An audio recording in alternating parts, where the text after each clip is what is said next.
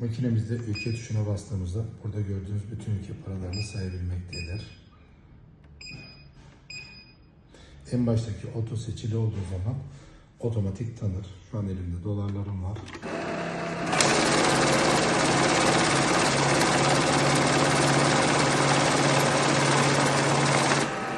Sayımını gerçekleştirdi. Rapor tuşuna basarsam burada saydığı küpürlerin detaylarını görebiliriz. Eğer yazda ödersem de direkt üzerindeki tarihi termal printer'dan tarih saatle birlikte fiş alabiliriz.